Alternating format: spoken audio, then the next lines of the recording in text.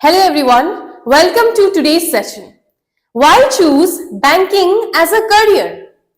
अगर आप कंफ्यूज हो अपने करियर को लेके या सोच रहे हो कि बैंकिंग एक अच्छा ऑप्शन होगा या नहीं, तो ये video is specially for you. आज के इस वीडियो में will discuss the benefits, lifestyles, scope, even growth opportunities and syllabus and pattern about examinations. सबसे पहले समझते हैं बैंकिंग सेक्टर होता क्या है। तो बैंकिंग सिर्फ पैसा रखने और देने तक लिमिटेड नहीं है, ये एक बहुत बड़ा प्रोफेशनल सेक्टर होता है जो इकोनॉमी को डायरेक्ट सपोर्ट करता है। आज banks, investments, insurance, digital services और टेक्नोलॉजी हर एरिया में इन्वॉल्व है। तो जब आप बैंकिंग में करियर चूज करते हो, आप एक्चुअली इंडिया की इकोनॉमी का एक एक्टिव पार्ट बन जाते हो। अगर मैं बात करूं बैंकिंग सेक्टर के डिविजन्स के बारे में, तो बैंकिंग सेक्टर दो पार्ट्स में डिवाइडेड होते हैं। एक है आपका public sector and another one is your private sector. As you know, private अलग ही हो जाएगा और पब्लिक सेक्टर की बात करूं तो SBI, PNB, bank of Baroda and even IBPS conduct कराता है आपके गवर्नमेंट एग्जामिनेशंस ऑफ बैंक का। प्राइवेट सेक्टर की बात करूं तो उसमें बैंक्स आते हैं जैसे HDFC, ICICI, axis bank etcetera. तो इन दोनों में फर्क क्या है? एक तो प्राइवेट सेक्टर, प्राइवेट जैसे नाम सुन के आपको पता चल रहा है कि प्राइवेट सेक्टर में आपको जाना होगा, और पब्लिक सेक्टर मतलब हो जाएगा आपका जो गवर्नमेंट है जिसके लिए हम प्रिपेयर करते हैं। एचडीएफसी, आईसीआईसीआई, एक्सिस बैंक, ये आपको इसे डायरेक्ट हायर करते हैं, लेकिन गवर्नमेंट जो एसबीआई है, पीएनबी है, बैंक ऑफ बड़ौदा, ये आपको डायरेक्ट हायर नहीं करता। आप इसके लिए आपको एग्जामिनेशंस देने पड़ते हैं। तो चलिए जानते हैं आगे। और अब बात करते हैं जितने भी वेरियस एग्जामिनेशंस हैं हमारे, तो क्या क्या एग्जामिनेशंस होते हैं जो एक बैंकिंग सेक्टर में आपको देखने को मिलते हैं। पहला है आपका आईबीपीएस। तो पहला IBPS, institute of banking personnel selection. इसमें मेजर एग्जाम्स आते हैं। हर एक बैंक एग्जामिनेशंस टू फॉर्म्स में बटे हुए हैं, एक पीओ लेवल का और एक क्लरिकल लेवल में। तो अगर मैं बात करूं आईबीपीएस, जो अभी तक तो ऐसा आ रहा था कि कुछ सालों से हमारा जो आईबीपीएस कैलेंडर जो निकलता था उसके हिसाब से पहला एग्जामिनेशन हमारा आईबीपीएस ही कंडक्ट कराता था। फिर उसके बाद आरआरबी आता था, उसके बाद एसबीआई आता था। लेकिन अभी इस साल थोड़ा सा अलग देखने को मिला है हमें, पहले ही एसबीआई आ गया। तो वैसा भी फ्लक्चुएशन होता रहता है।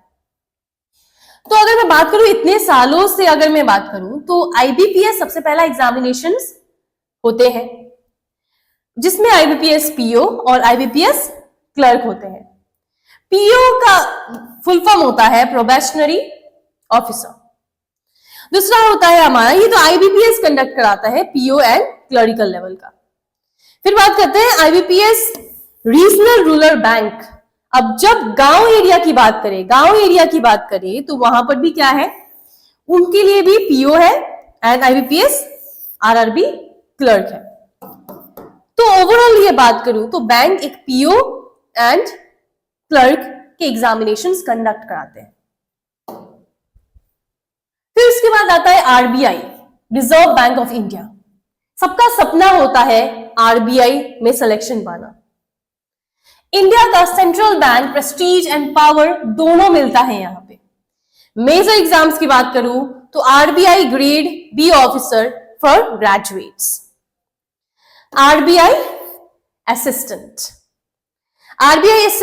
RBI grade B. आरबीआई जो है वो मेजर एग्जामिनेशंस को कंडक्ट कराता है, वो है आरबीआई ग्रेड बी ऑफिसर और आरबीआई असिस्टेंट।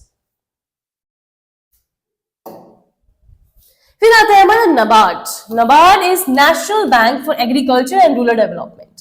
ये agriculture and rural development national bank है जो फोकस करता है रूरल एंड एग्रीकल्चर फाइनेंस में। रूरल मीन्स आपका रूरल एरिया में। आपको इसमें पोस्ट दो देखने को मिलते हैं। पहला है NABARD grade A and next one is NABARD grade B. अब बात करते हैं eligibility, exam pattern and preparation के बारे में। तो मोस्टली एग्जाम्स 3 स्टेजेस में बांटे जाते हैं, प्री, मेंस, इंटरव्यू। लेकिन ये जो इंटरव्यू होता है वो सिर्फ आपका पीओ लेवल के लिए होता है। If you are giving clerical examinations, फिर उसमें आपका इंटरव्यू नहीं होता। क्लरिकल एग्जामिनेशन में आपको बस प्री क्वालिफाई करना है, उसके बाद आपका मेंस। अगर प्री क्वालिफाई हो गया, मेंस क्वालिफाई हो गया, देन आपका सिलेक्शन हो गया। ये हो गया आपका क्लरिकल लेवल के लिए। प्रीलिम्स में कौन कौन से आपको सिलेबस देखने को मिलते हैं? तो वो है रीजनिंग, क्वांट्स, इंग्लिश। जो बैंकिंग एग्जामिनेशन होते हैं वो 3 पार्ट्स में ही डिवाइडेड होते हैं। अगर मैं बात करूं सब्जेक्ट्स को रिलेटेड, तो reasoning, quants and English. But एक ऐसा एग्जामिनेशन होता है, अगर आपका इंग्लिश वीक है, अगर किसी का इंग्लिश वीक है, तो उनका क्या? तो वो लोग के लिए आरआरबी है, रीजनल रूरल बैंक है। रीजनल रूरल बैंक के प्री एग्जामिनेशन में, तो प्री में आपका इंग्लिश नहीं आता है, लेकिन हाँ मेंस में आपका इंग्लिश आएगा। बाकी सभी एग्जामिनेशन में, चाहे मैं बात करूं आईबीपीएस या फिर एसबीआई या फिर नबार्ड, ऐसे कोई भी एग्जामिनेशन है, आरबीआई, तो उनमें आपका इंग्लिश अच्छा खासा वेटेज का आता है और अच्छा खासा रोल प्ले करता है। आते हैं मेंस में। मेंस की बात करूं तो यहां पे है GA, general awareness, computer, banking awareness. तो ये होता है मेंस में, ये एडिशनल चीज आपको देखने को मिलता है। Reasoning, quants and reasoning English तो रहेगा ही रहेगा, लेकिन उसके साथ आपका जनरल अवेयरनेस भी आएगा, कंप्यूटर भी आते हैं, आरआरबी में कंप्यूटर आते हैं और बैंकिंग अवेयरनेस भी आता है। उसके बाद मैं अगर बात करूं पीओ लेवल के बारे में, आपको क्लियर करना पड़ेगा prelims, mains and then interview. अगर आपने इंटरव्यू में सिलेक्शन पा लिया, देन यही आपका फाइनल स्टेज होने वाला है। अब बात करते हैं एज लिमिट क्या होना चाहिए। तो आपका जो एज लिमिट है, एज लिमिट बस 20 to 30। आपका लास्ट जो एज है, आपका लास्ट एज, अगर मैं बात करूं जनरल कैटेगरी के लिए, तो आपका 30 साल आपका जनरल कैटेगरी का लास्ट एज होता है। क्लरिकल लेवल की बात करूं तो क्लरिकल में लास्ट 26 पहले माने जाते थे, बट वो एक्सटेंड कर दिया गया था, तो 28 है आपका। तो आप अगर 28 से पहले हो, then you can give clerical legal examination, and even अगर आप 30 से पहले हो तो आप पीओ लेवल की एग्जामिनेशन भी दे पाओगे। अगर मैं बात करूं general, apart from general, OBC, उनके लिए भी एज रिलैक्सेशन होता है 5 साल के लिए, और एससी एसटी के लिए 10 साल का आपका एज रिलैक्सेशन होता है। बैंकिंग में प्रमोशनल सिस्टम ट्रांसपेरेंट और रिवॉर्डिंग होता है। एग्जाम्पल, क्लर्क से ऊपर आपका पीओ होगा, उसके बाद assistant manager, and after that manager,